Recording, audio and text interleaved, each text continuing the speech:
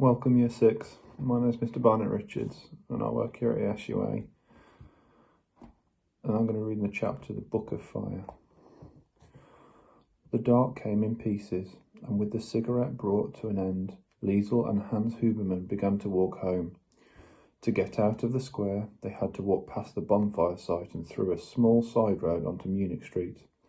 They didn't make it that far.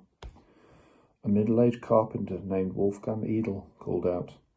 He built the platforms for the Nazi big shots to stand on during the fire, and he was in the process now of pulling them down. Hans Huberman. He had long sideburns pointed to his mouth, and a dark voice. Hansi. Hey, Wolfel, Hans replied. There was an introduction to the girl, and a Hail Hitler. Good Liesl.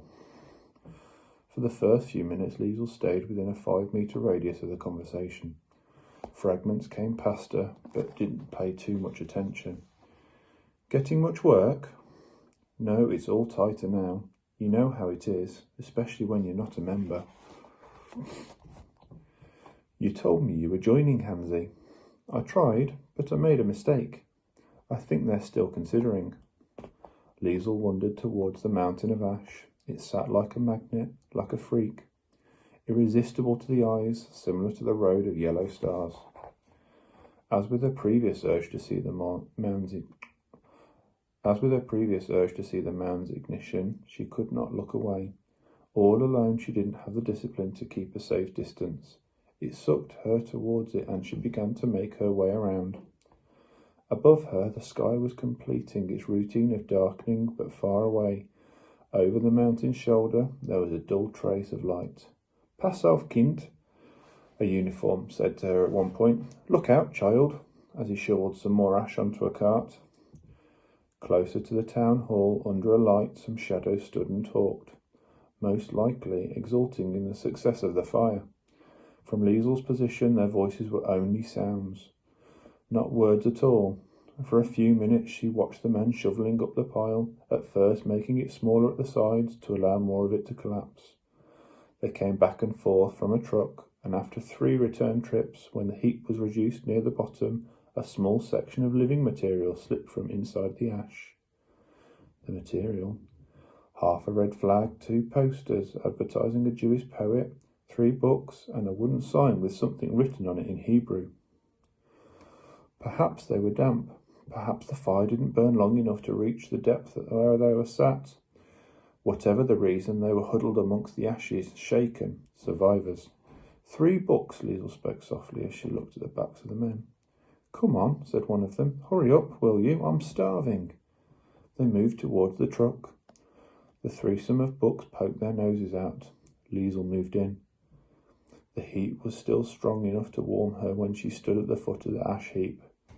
When she reached in, her hands were bitten, but on the second attempt she made sure she was fast enough. She latched onto the closet of the books. It was blue and burnt at the edges, but otherwise unhurt. The cover felt like it was woven with hundreds of tightly drawn strings and clamped down. Red letters were pressed into those fibres. The only word Liesl had time to read was shoulder. There wasn't enough time for the rest, and there was a problem. The smoke. Smoke lifted from the cover as she juggled it and hurried away. Her head was pulled down, and the sick beauty of nerves proved more ghastly with each stride. There were 14 steps till the voice. It propped itself up behind her. Hey!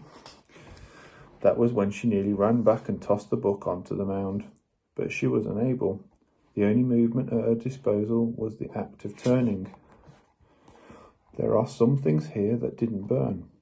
It was one of the clean-up men. He was not facing the girl, but rather the people standing by the town hall.